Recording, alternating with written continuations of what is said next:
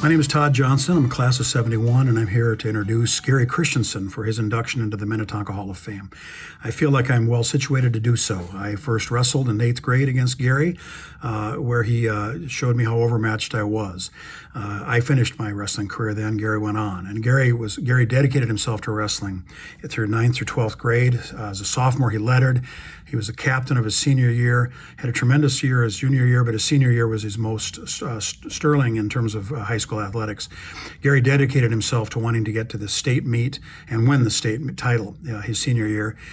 He was captain of the team, led the team to regional and district championships by working out the summer before, running miles and miles, lifting weights to the point where he could almost double his weight, running up to 30 miles a week, boxing bag, jumping rope, and wrestling. And it all paid off. And as I said, his teams won the district and the regions in high school his senior year.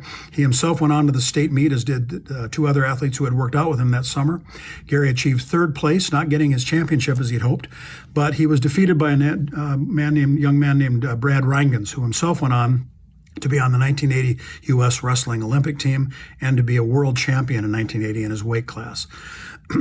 Gary had 20 different schools seeking him to provide him wrestling scholarships to come to their schools.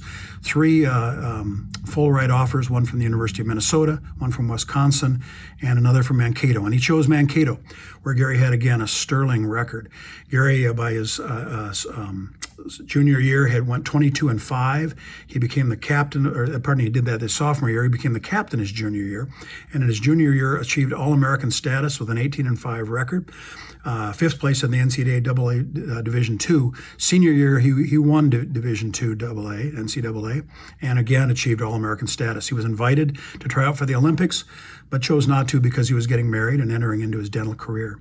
After his leaving college, Gary, even in the midst of a dental career and having 2 children and marrying another 1971 graduate, Debbie Froberg, coached. And he coached at Minnetonka in 76 and in 81 and 82. And during that time, he had 13 athletes go to the state tournament. A number of athletes enter the NCAA, and one of them win the NCAA division. These are all athletes that Gary coached. Gary continued his athletic career as a coach for his daughter's premier soccer leagues, which won 2 state titles. He himself became a sponsored mountain bike athlete by Hoygards, and also competed in the Birkebinder as an elite and first wave class athlete. He also was a state champion in racquetball. Gary continues in athletics to this day, biking 100 miles or more a week. I'm very proud to know Gary, to have had a chance to work out with him on some of those summers he prepared for athletics, and I think he's a terrific candidate for the induction into the Minnetonka Hall of Fame. Greetings. This is Gary Christensen from the class of 1971. I'm honored to be selected in the Minnetonka Hall of Fame. I'd like to give a special thanks to Todd Johnson for nominating me. Todd and I go back all the way to West Junior High. Todd is a University of Princeton graduate, a lawyer, and an author. And he and I used to work out together in college every summer, which was really a lot of fun. So we go way back. Special thanks to my lovely wife of 45 years, Dr. Deborah Froberg. She and I started dating in high school, and we were married after college in 1975.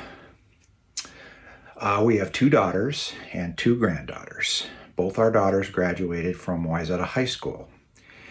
And that's kind of interesting because living in Plymouth for the last 40 years, we run into a lot of former Minnetonka graduates, and it's kind of like a cross-pollination, and I suspect there's Wayzata parents that now live in the Minnetonka School District, which has really kind of made it fun.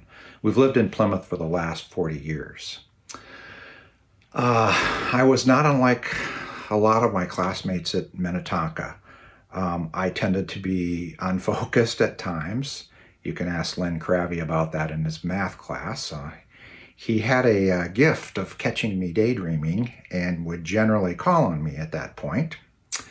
But I guess I made it through that. So despite all this, the education was really first rate. When I went to college my freshman year, I really found I had a leg up because a lot of the classes that we took were really a review of what I had had in high school. Some of them went all the way back to junior high, actually. And so when my sophomore year of college came around, I was still wondering what I wanted to do. And I was at the dentist and I was talking to my dentist, Dr. Randy Julian, who, by the way, lives in Excelsior. Um, he was telling me about the profession, and I was thinking to myself, that's something that I think I would really be interested in. So at that point in my life, I really bared down in school. And the science and the math classes from Minnetonka were really a great help. They gave me a pretty deep understanding of what I needed to do. Finding something that you're truly interested in and fun and challenging is what I found in dentistry. I love dental school. I had a lot of great classmates. I had people from all over the country that I got to know and I'm still friends with today. I started my practice in 1980 in Excelsior, actually with Dr. Corey Krukenberg, and I retired 37 years later in 2017. Now, I suppose it's time to talk about my wrestling and coaching career. First of all, a big thank you to my brother Harry, a 1967 graduate, who really prepared me for college wrestling.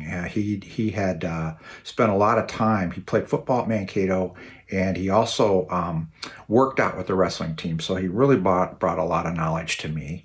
And I'd also like to thank Ray Christensen, who's he's not related to me, but he was the coach for many years up there, and he was really good at conditioning and driving me and helping me to find my goals. So I find it kind of hard to talk about my wrestling accomplishments. I've always kind of felt like it's bragging, but I guess I'll quickly go through them for you.